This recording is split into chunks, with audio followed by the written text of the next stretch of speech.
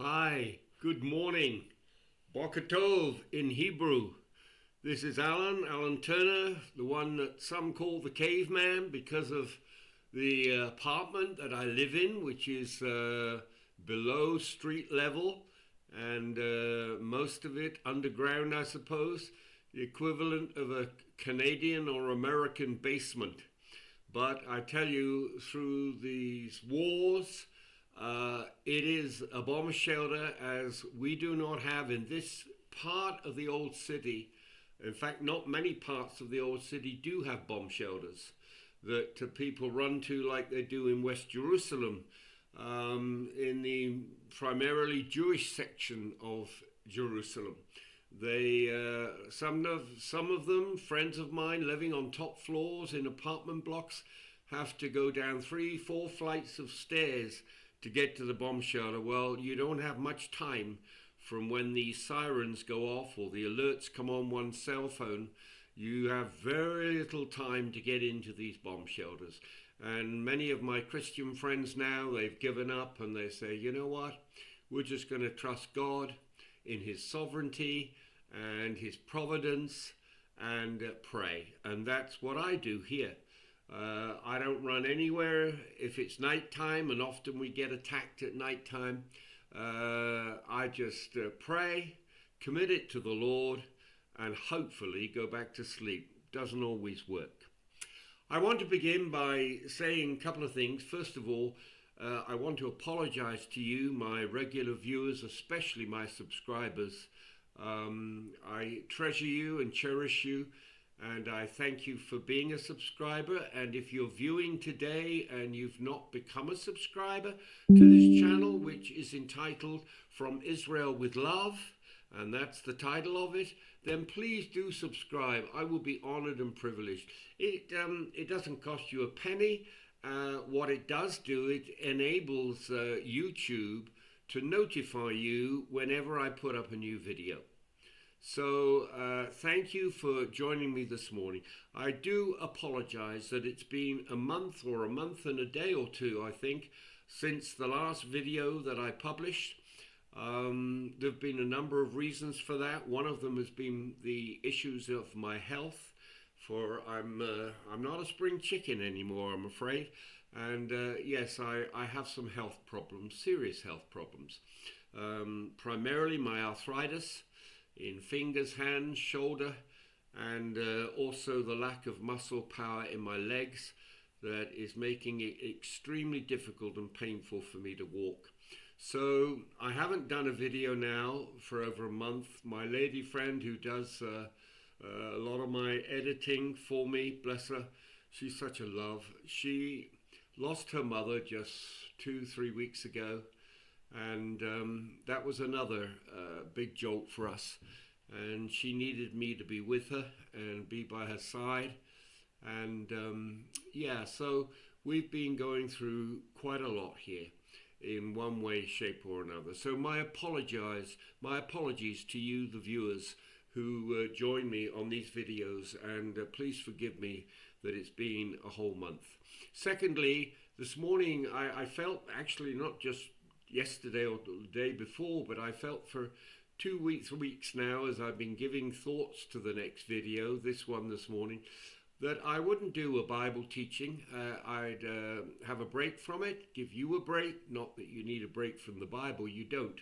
But what I'm saying is that I'm not going to do any exegesis or teaching this morning. I've entitled this particular video, Living in the Heart of a War Zone. And so I just thought I'd talk to you out of my heart. So I have no notes, nothing prepared. I just want to tell you what it's like to live here. I was in West Jerusalem, in the Jewish section of the city, until about 15 months ago, when I came to live in the old city. And I guess for me, it's a long dream and desire to live here, because of course, since 1977, I have known the old city and witnessed its magic and its charisma and all the wonderful characteristics that make up the old city of Jerusalem. And I didn't have a desire to live here for a longest time, but when I came here, at the end of 2022, the desire to come here, move here into the old city began to grow within me. And so I found this cave. I have a wonderful landlord who's, such a blessing. And it has its drawbacks in as much that, in these old rocks, of which I think they're 600, 700 years old, some moisture can creep through and create mold in here, and that I don't think is helping my arthritis at all. In fact, I've had one or two friends who write me and said, Alan, you need to get out, get out, get out. Well, I don't want to get out because I love it here. But you know what? Health comes first, so we'll see.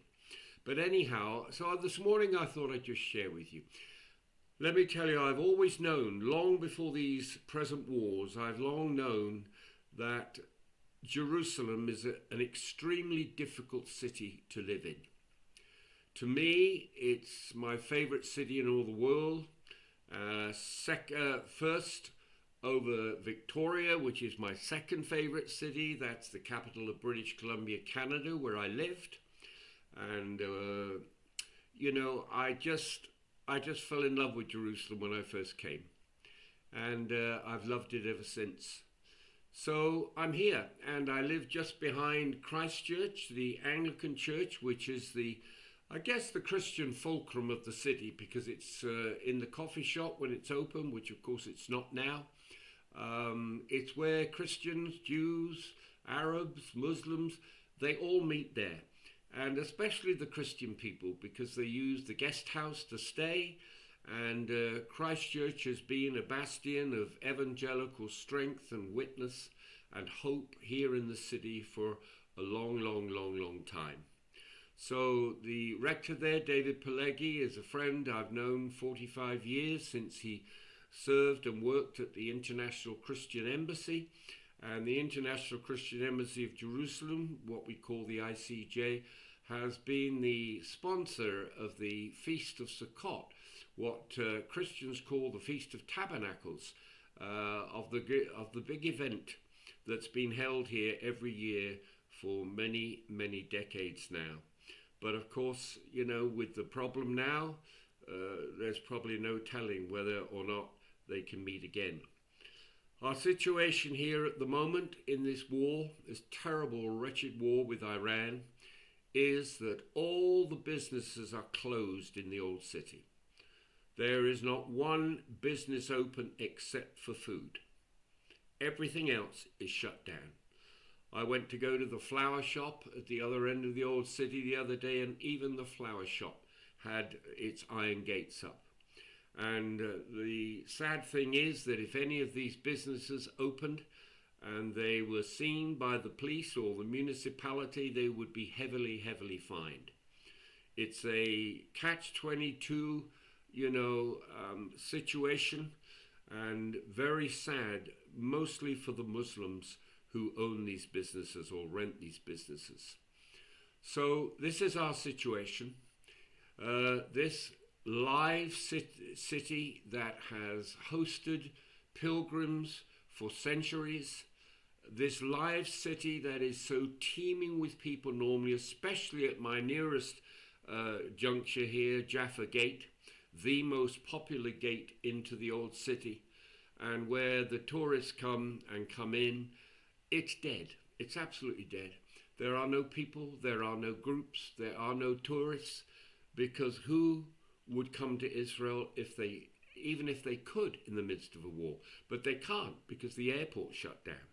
So people cannot go freely and they cannot come freely. I have a friend here who needs to go back to to London, and she has a contract in America in her work, and it's highly unlikely that she'll be able to get out. She would have to somehow travel by taxi or bus to Amman in Jordan over the border and get a plane from there, and that could be very, very, very expensive. So it's not easy to live in the city of Jerusalem. This city, as you know, is the headquarters, if you like, of the three big faiths: Christianity, Judaism, and Islam. And these three peoples live together paramountly in peace most of the time. Very little trouble. In fact, I haven't heard of trouble, maybe just one incident perhaps, here in the old city in the 15 months I've lived here. People learn to live with each other in peace. In peace, in acceptance, in trust, and in respect. You don't have to agree with the religious belief or faith of someone from another religion, but you do have to respect them. And that is extremely important. And I hope and pray that I do, because I've made many friends since I moved here, many Muslim friends, and of course Jewish friends, and I already had many Jewish friends on the other side, in West Jerusalem. So it's not easy living here at all. What is it like now? Well, we get bombs and missiles coming over still from Iran. We get them coming over still from Hezbollah, because the war with Hezbollah has resurrected. We're now in a second war with Hezbollah since October the 7th, 2023, when that massacre occurred. So we're getting struck with missiles. We had one land in Tel Aviv the other day that broke up a lot of things and injured people. We had one land on a car, some shrapnel from one of the missiles that our wonderful Iron Dome defense system blew up in the sky. And this is what happens if it's not a direct hit on land, and we managed to get 92% of enemy missiles with the Iron Dome. But if it doesn't land on the land and it's blown up in the sky, then there's the danger of falling shrapnel and pieces of rockets. And there are people dying every day. Hezbollah, yesterday I think it was, attacked the citizens in northern Israel for 5 solid hours with missile bombardment. That's what they're suffering up on our northern border. And those of you who've looked at a map and seen how small this country is, you will realize what it is for those dear people in the north to be attacked like that. But we've noticed a change in the Iranian strategy. They're now starting to get closer and closer to the old city. 4 days ago, we had a missile that fell, or the shrapnel, I think it was, large piece fell on the car park here, right in the Jewish quarter, very close to the Temple Mount. And it was the biggest boom I've ever heard in my whole life. I had never been in a war zone before coming to Israel on this particular trip in 2022. I have now been in, this is my fourth war. The war with Hamas, which, by the way, we still haven't finalized. We still haven't finished the job down there. There are still pockets of Hamas terrorists that are there and survived and living there, and they've skirmished against our southern border. We did not finish the job.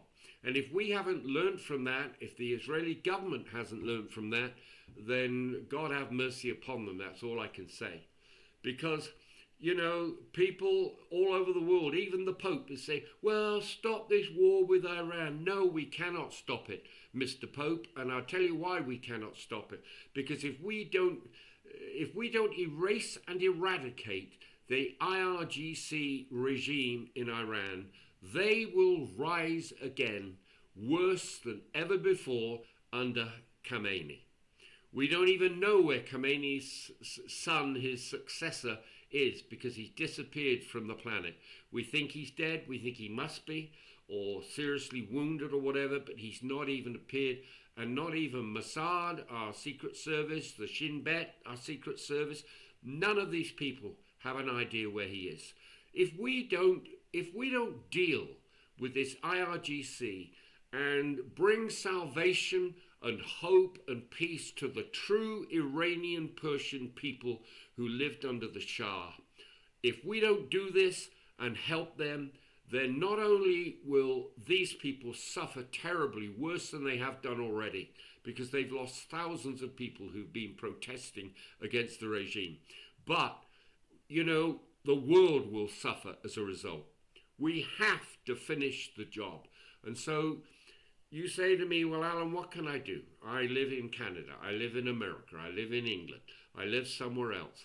Look, there's only one thing you can do, and that is to pray. And, I go through many sleepless nights here because of the bombs, because of the missiles. And all day, every evening, I have to listen to the drone of our planes flying to Iran on bombing missions there. And I can tell you it's very draining on my old brain. But it's every hour, every 2 hours these planes go over. All we hear are sirens, And if they're not sirens for war, then they're sirens of ambulances or police out in the nearby main street. So this is what it's like living in the heart of a war zone. You are confined to your home a lot of the time, and everything is shut down now, and you're advised to stay at home. Well, when you're trapped and you can't get out, I can tell you straight, it's a strain, it's a stress, and it's no fun. So you can pray. Please pray for the peace of Jerusalem. Psalm 122, verse 6. Pray for President Donald J. Trump, that his wisdom will continue and that he will not back down. A friend wrote me this morning and said, well, he's back down on the Strait of Hormuz. He's not going to do what he threatened to do if Iran didn't release the Strait of Hormuz from trapping merchant shipping. Well, God have mercy on him if he has backed down. That's all I can say. You need to pray for Trump. And you need to pray for Bibi Netanyahu, our Prime Minister here, because the two of them are close. Close as friends, close as presidents, close as allies, and these men need our prayers and our support, not our criticism. Pray for the soldiers of the IDF, the Israeli Defense Force. Pray for the soldiers of the US Army and Navy, and pray especially for our pilots, both US and Israeli, that go into Iran and into Lebanon and Syria. I could say a lot more, but my time is up, I see, and I never thought I would get through this just talking out of my heart, but I hope it's just given you just a tad of an insight into what it's like to live here in the old city in these days, when we're in the midst of a renewed and revived war with Hezbollah, and also with this awful, terrible war with Iran. And may God have mercy. And I keep saying every day, as many of my Christian friends do, Maranatha, even so, come quickly, Lord Jesus. Lord Jesus, Yeshua HaMashiach, Jesus the Messiah of Israel, come quickly, please. Thank you for listening. Thank you for being with me. And maybe we'll get back to some teaching next time. And I promise you it will not be a month before I publish the next one. But God bless you. God bless you and your family. And thank you for standing with me and supporting me. And please subscribe if you've not subscribed. And please share this channel, this YouTube channel, with your friends and with your church family. God bless you.